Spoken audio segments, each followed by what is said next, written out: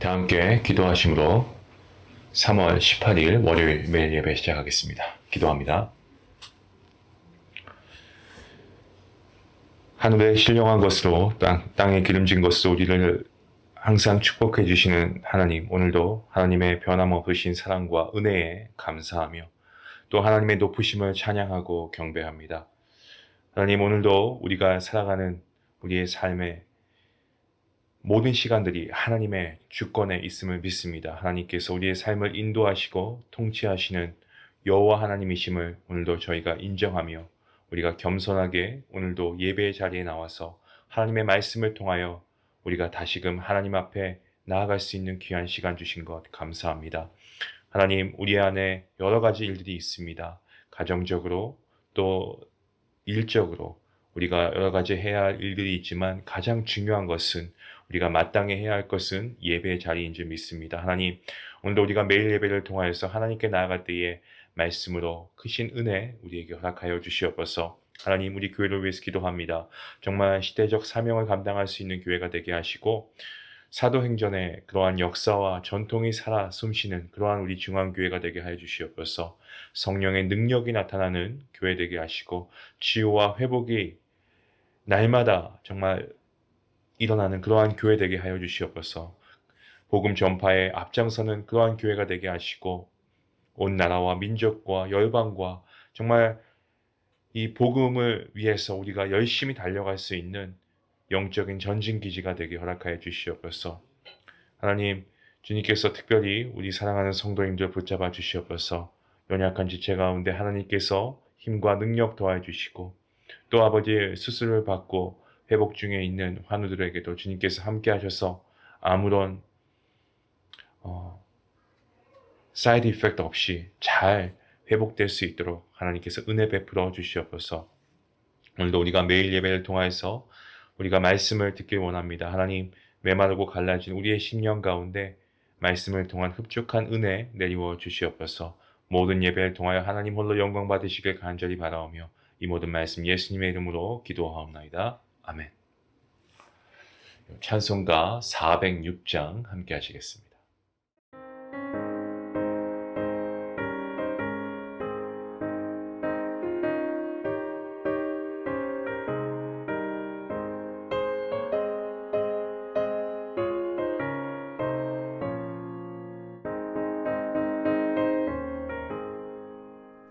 고난 내 영혼 편히 쉴 곳과 풍랑이 이뤄도 완전한 보고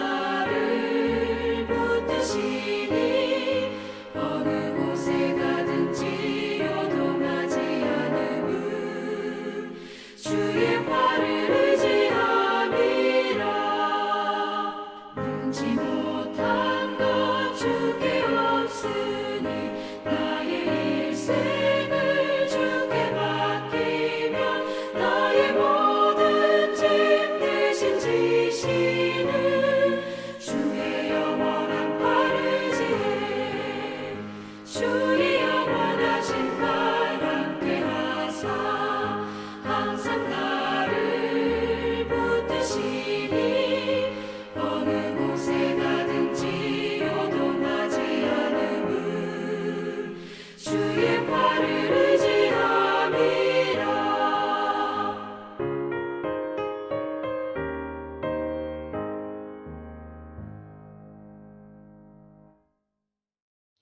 오늘 하나님께서 주시는 말씀은 시편 55편 16절부터 23절까지 말씀 되겠습니다.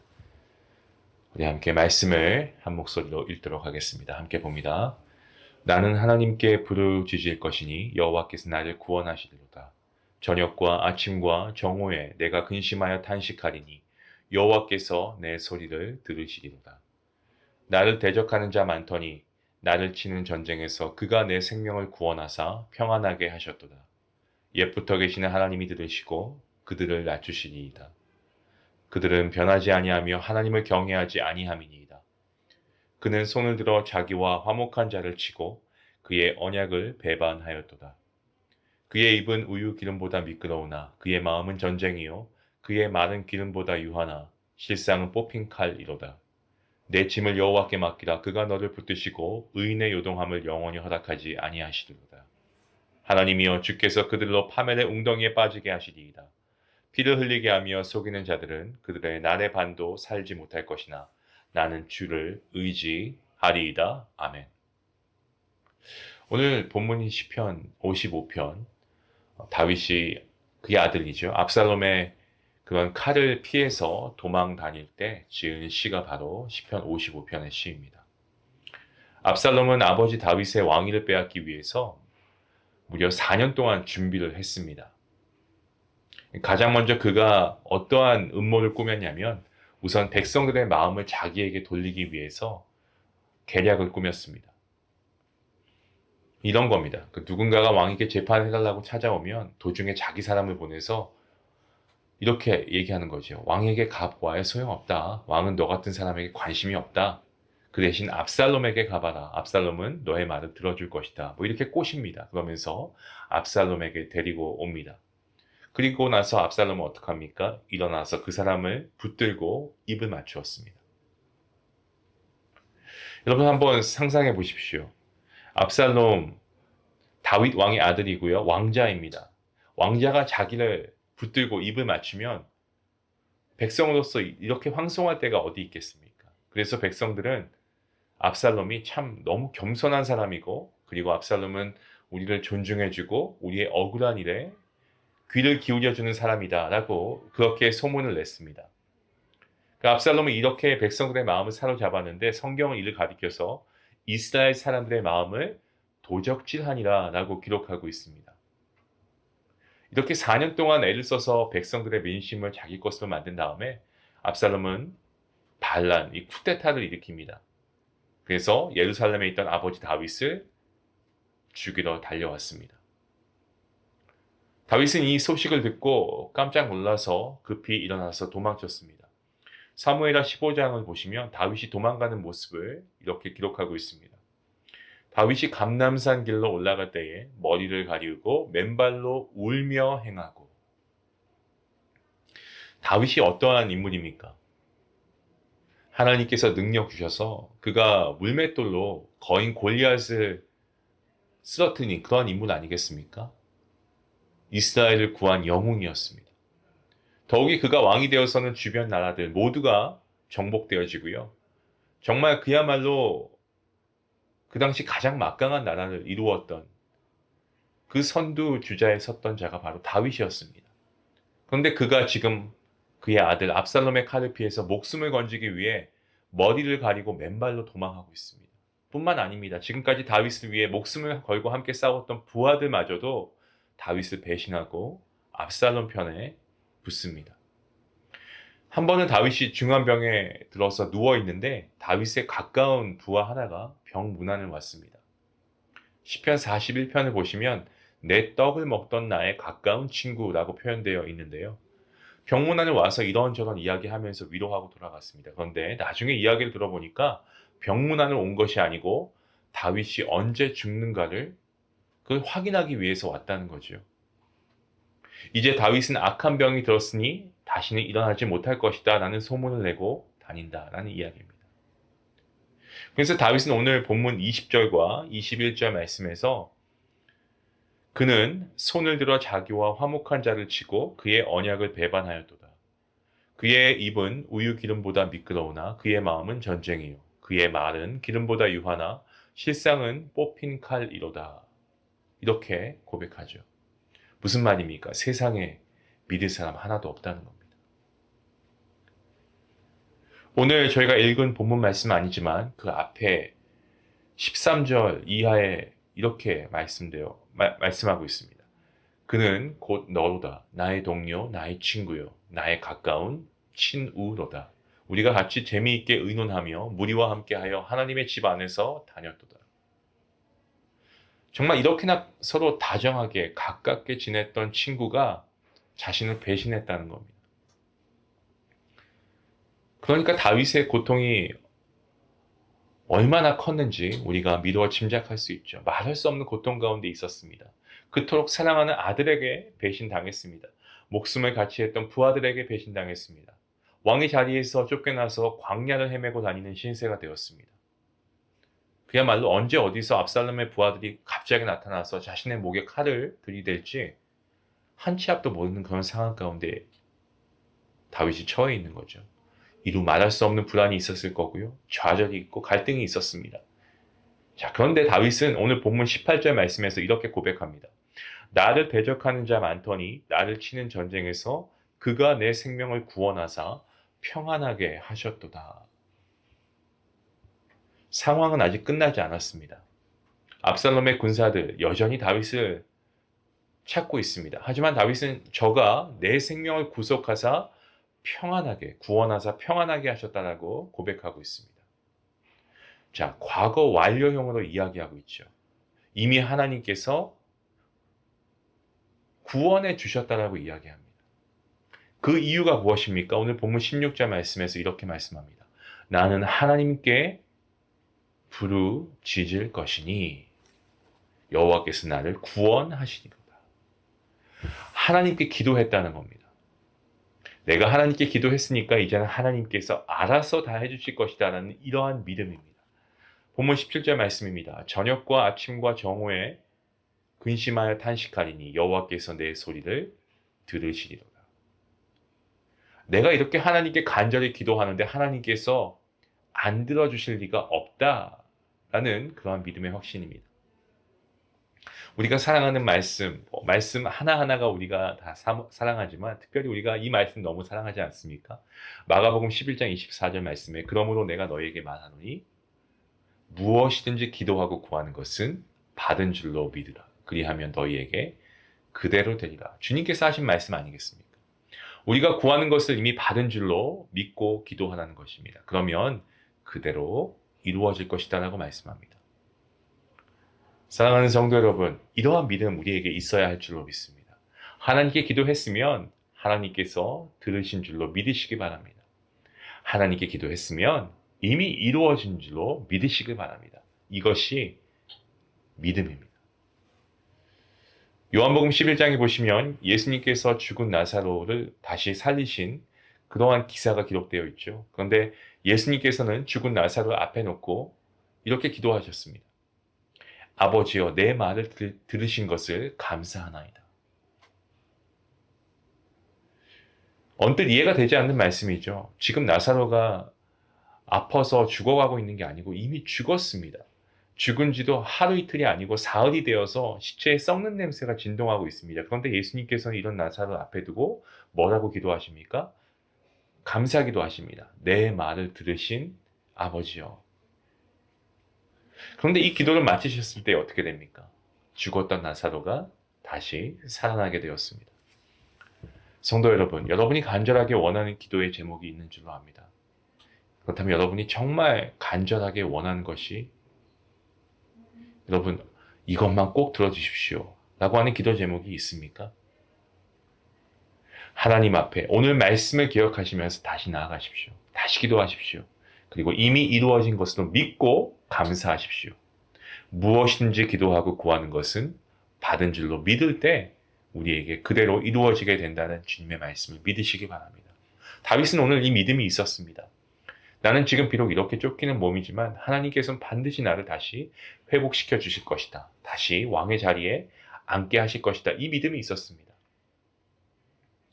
모든 사람들 나를 배신하고 나를 죽이려고 해도 하나님께서는 저들을 물리치시고 내 생명을 구원해 주실 것이다. 이 믿음이 다윗에게 있었습니다. 그가 이런 믿음을 갖게 된 이유가 무엇입니까? 기도했기 때문입니다. 나는 하나님께 부르짖을 것이니 여호와께서 나를 구원하시리로다. 기도를 통해서 이 믿음을 갖게 된 것입니다. 저와 여러분 모두 하나님의 손안에 있는 줄로 믿습니다. 그렇다면 우리의 모든 염려와 근심 하나님의 손안에 있다는 것이죠. 이미 하나님 손안에 있는 사람들이 왜 무거운 짐보따리를 머리에 이고 계시냐는 겁니다. 하나님 안에 사는 사람들 왜 염려하고 근심합니까? 왜 하나님께 온전히 맡기지 못하고 의지하지 못합니까? 우리가 나의 생명 하나님의 것입니다 라고 고백한다면 우리의 염려도 근심도 우리의 미래도 다 하나님의 것이고 하나님의 손에 맡겨야 합니다. 그래서 다윗은 오늘 본문 22절 말씀에서 이렇게 고백합니다. 내 짐을 여호와께 맡기라. 그가 너를 붙드시고 의인의 요동함을 영원히 허락하지 아니하시리로다. 아멘입니다. 사랑하는 성도 여러분, 하나님께서는 여러분의 형편과 사정을 아시고 계십니다. 우리를 지켜보고 계시고요. 그리고 우리를 부르십니다. 너의 짐을 나에게 맡겨라 라고 말씀하십니다. 우리의 삶 가운데 우리가 인생길을 가다 보면 우리의 등에 얹혀져 있는 짐이 너무너무 무거울 때 있습니다. 여러분 그 짐을 여러분이 지지 마시고 모든 무거운 짐을 하나님께 맡기시기 바랍니다. 내 인생의 주인이 되시는 분 우리 하나님이시고요. 내 인생을 주관하시는 분 우리 하나님이십니다. 우리의 이 무거운 삶의 짐들 주님께 맡길 때 하나님께서 기꺼이 그 짐을 다 가져가 주십니다. 그리고 그건 주님의 날개 아래 안식을 얻게 하시고 평안을 주시는 줄로 믿습니다. 여러분 이 믿음을 가지고 기도할 때에 우리의 문제가 더 이상의 문제가 아니고 이 문제를 넘어서 문제보다 크신 하나님께서 이미 우리의 모든 것을 다 해결해 주실 줄로 믿고 감사하며 기도할 때에 이 기도의 응답이 분명하게 하나님의 뜻 안에서 하나님의 타이밍에 이루어질 줄로 믿습니다. 이 믿음과 이 기도의 은혜가 여러분에게 임할 수 있기를 간절히 기도합니다. 함께 기도하시겠습니다. 하나님 감사합니다. 오늘도 말씀을 통하여서 우리가 다시 한번 기도자로서 우리가 하나님께 어떻게 기도해야 하는가 깨닫게 하시니 감사합니다. 우리가 의지해야 할 분 하나님 한 분밖에 없습니다. 다윗을 때론 고통 가운데 두시지만 이를 통하여서 정말 우리가 믿어야 할 것은 우리 주변의 환경이나 사람들이 아니고 오직 하나님밖에 없다. 우리가 신뢰할 분은 하나님밖에 없다는 사실을 깨닫게 하셨습니다. 하나님, 오늘도 우리 각자가 하나님 앞에서 자신을 바르게 세워서 하나님께서 함께 살아갈 수 있도록 붙여주신 사람들이 있다면 아버지, 우리가 이 사람들을 위해서 기도하되 우리가 인간을 보고 인간을 믿는 것이 아니고 하나님, 우리가 철저하게 하나님을 의지하며 신뢰할 수 있기를 원합니다. 하나님께서 우리에게 주신 그 삶의 자리에서 정말 우리 스스로가 겸손하게 되고 우리가 하나님 앞에서 더욱더 주님의 은총을 구하는 우리의 모습이 될 수 있기 원합니다. 구하면 구하는 줄로 믿는 믿음으로 감사하며 기도할 때에 하나님께서 우리에게 주시는 이 믿음을 가지고 기도할 때에 우리의 모든 기도가 하나님의 뜻 안에 이루어지는 귀한 은혜가 있게 허락하여 주시옵소서. 감사하며 예수님의 이름으로 기도하옵나이다. 아멘. 오늘도 우리가 말씀을 통해서 받은 은혜, 우리가 아멘, 그 다음에 우리가 행해야 되겠죠. 여러분 이러한 기도가 여러분에게 있으면 좋겠습니다. 우리가 살다 보면 사람을 의지할 수 있습니다. 때론 의지해야 할 때가 있습니다. 하지만 여러분 우리가 온전히 믿고 신뢰할 분은 하나님밖에 없습니다. 우리에게 믿음의 동역자를 붙여주시는 분도 하나님이시고요. 또 사람들이 우리의 마음을 이해하지 못하도록 하나님은 다 아십니다. 여러분의 짐을 하나님께 맡겨드리시고 우리가 믿음으로 하나님께 기도할 수 있길 원합니다. 오늘 말씀 생각하시면서 함께 기도하겠습니다.